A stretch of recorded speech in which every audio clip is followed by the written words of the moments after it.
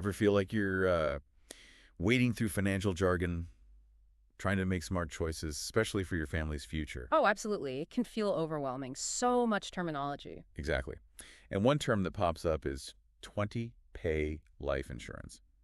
Today, we want to cut through the noise and really, take a close look at this. Sounds good. Let's unpack it.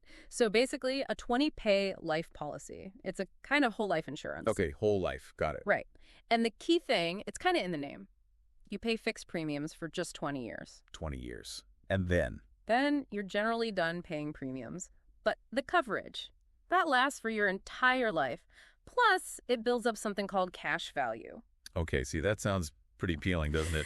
Pay for 20 years, then bam, lifetime coverage. Nice and tidy. It does have that appeal, that paid-up feeling. There's a certain comfort factor there, for sure. I sense a but coming. Based on what we've looked at, our mission today is to dig deeper. Is this really the best option for most people listening? That's the crucial question. Because, spoiler alert, while it sounds simple, there seem to be some pretty significant downsides we need to talk about. Exactly. That limited payment period is attractive, but you have to look at the whole picture, the financial reality behind it. And we're also going to explore an alternative strategy, right? One that many experts seem to prefer. We are. It's important to compare. Is the 20-pay policy the most effective way to get protection and achieve, solid financial growth long term? All right, let's dive into those downsides then. Where should we start? The cost seems like the big one. Yeah, let's start there. Probably the biggest hurdle with 20-pay life is just how much it costs each year, the premiums. Higher than other options. Oh, significantly higher.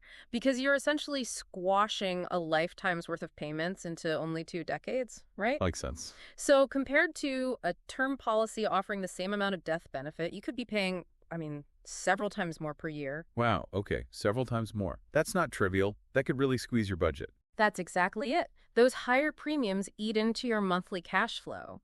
That's less money for other important things. Like what? Retirement savings? Paying down debt? Precisely. Or even just having a bit more, wiggle room day to day. That reduced ability to invest or save elsewhere is a huge opportunity cost. Okay, so cost is a major factor. Yeah. But what about that cash value thing you mentioned? Isn't that like a built-in savings account? That's how it's often pitched, right? Forced savings. Right, the forced savings angle. Yes, it accumulates cash value, but, and this is a big but, the rate of growth on that cash value is usually, pretty modest. Oddest how? Think conservative. Often you're looking at returns that are way lower than what you might get by investing that same money in the broader market over the long term. Like in index funds or ETFs, those baskets of stocks. Exactly. Those kinds of diversified investments historically have offered much, much stronger growth potential. We're talking a significant difference over decades. So it is savings, but maybe not the most efficient kind of savings for growth. That's a good way to put it. Plus, you absolutely have to factor in the fees. Whole life policies have built-in costs, commissions, administrative charges.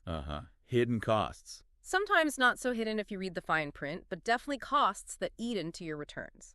After you account for those fees, the actual growth might barely, and I mean barely, keep up with inflation. Which means your money isn't really growing in terms of what it can actually buy later on. Precisely. That's a critical point people miss. Seeing the number go up isn't the same as seeing your purchasing power increase. Okay, that's really clear. High cost, low growth on the cash value. What else? Our research mentioned a lack of flexibility. What's that about? Yeah, flexibility is another big one. Life happens, right? Your financial situation can change unexpectedly. Sure. Job loss, unexpected expenses. Exactly. And a 20-pay life policy, it's quite rigid. If you suddenly find those high premiums hard to manage, or maybe your financial goals shift and the policy doesn't fit anymore, well, you can't just easily walk away. What happens if you do? If you need to stop paying or get the money out? Surrendering the policy, especially in the early years, can mean taking a serious financial hit. There are often hefty surrender charges. So you might actually get back less than you even paid in. Oh, absolutely. That's quite common in the first 10, maybe even 15 years. It locks your money up in a way that traditional investments don't. Ouch. Okay. That sounds risky if things change. Uh-huh. And I'm guessing these policies aren't exactly simple to understand either. You hit the nail on the head. Complexity is another issue. Whole life policies, 20, pay included, can be intricate beasts. Oh, how so? Well, understanding exactly how the cash value grows, how dividends, if any, work, what fees are being deducted, the loan provisions, It's often not straightforward. So it's easy to not fully grasp what you're buying. Unfortunately, yes. And sometimes agents might, let's say, emphasize the guarantees, the death benefit, the paid up part, while maybe glossing over the lower returns, the fees, the inflexibility, and that big opportunity cost we talked about. The opportunity cost of not investing that extra premium money somewhere else with potentially better returns. Exactly. It feels like you need a PhD in insurance sometimes just to compare apples to apples. Okay, so let's recap the downsides. Much higher premiums, potentially very low returns on the cash value, inflexibility if your life changes, and they can be complex and lack transparency. That pretty much covers the main concerns, yeah. And given all that, our sources seem to strongly suggest, well, that there were usually better ways to handle this. For the vast majority of people, yes. There's often a more strategic, more financially efficient approach available. Which brings us nicely to that alternative strategy. Buy term and invest the difference. BTID. Can you break that down for us? Sure. BTID is actually quite simple in concept. It's a two-step process. First step, buy term insurance. Okay, term insurance, how's that different? Term insurance is pure life insurance protection. No cash value component, no complex bells and whistles. You pay a premium for a specific term, like 10, 20, or 30 years. And if you pass away during that term? Your beneficiaries get the death benefit. If the term ends and you're still living, the coverage typically expires, unless you renew it, often at a much higher rate. It's designed to cover needs for a specific period, like while kids are young or until a mortgage is paid off. And the key thing here is the cost, Yeah. right? Our sources were saying it's much, much cheaper. Dramatically cheaper, usually, because you're only paying for the death benefit protection for that set time. A healthy 30-year-old, for example, might get $500,000 or more in coverage for maybe just a few $100s a year. Wow. Compared to potentially thousands for a 20-pay policy with the same death benefit. Exactly, which leads directly to the second part of the strategy. Invest the difference. Ah, okay. So you take all that money you save by choosing the cheaper term policy. And you invest it yourself. That's the core idea. You take that difference in premium, the extra amount you would have paid for the 20-pay policy, and you put it to work. Put it to work where? In diversified investments. Things like low-cost index funds, mutual funds, ETFs, or maybe topping up your tax-advantaged retirement accounts like a 401k or an IRA. So you're separating the insurance part from the investing part. Precisely. You buy the insurance you need at the lowest cost, and then you handle the investing part separately, aiming for potentially much better long-term growth. The key is consistency, investing that difference regularly over time. And historically, returns from market investments have tended to outperform whole life cash value growth. Significantly over the long haul. Of course, market investments carry risk and aren't guaranteed like some aspects of whole life, but the potential for wealth creation is generally considered much higher. And what about flexibility and control? That seemed to be a weakness of the 20-pay. How does BTID stack up there? Huge difference. With BTID, you are in complete control of your investment pot. Meaning you decide where to invest it, how aggressively or conservatively. You can change your strategy if your goals or risk tolerance shifts, if you need access to the money. Yeah. What then? Well, with your own investments, you can typically access them much more easily than cashing out or borrowing from a whole life policy. There might be taxes depending on the account type, but generally no surrender charges like with the insurance policy. No hoops to jump through with the insurance company.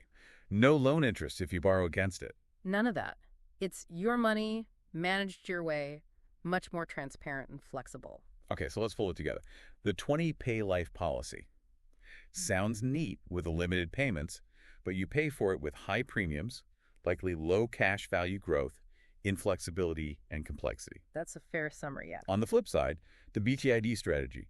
You get affordable term coverage for the protection you need, and you invest the savings yourself, potentially achieving much greater growth and keeping full control and flexibility. Exactly. It separates the two jobs, insurance and investing, and often does both more efficiently. So who is a 20-pay life policy actually good for then? Is there anyone?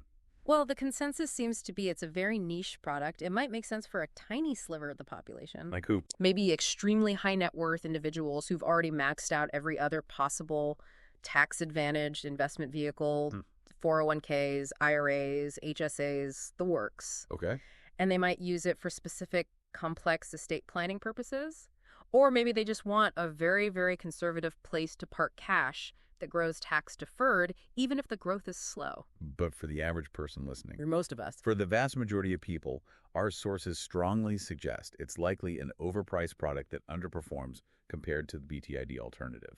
So basically, unless you fit that very specific profile, you've maxed everything else out, paid off all your debts, and are actively seeking that specific kind of conservative tax-deferred accumulation inside an insurance wrapper. You are almost certainly better off buying affordable term insurance and setting up a consistent plan to invest the difference yourself. It really comes down to comparing things properly, doesn't it? Looking at the long-term costs, the potential benefits, the flexibility. Absolutely. And remembering that fundamental point, insurance is primarily for protection against financial loss. It's generally not the most efficient tool for building wealth. Right. Insurance isn't primarily an investment. Keep those two concepts separate in your mind. Protect with insurance, invest for growth.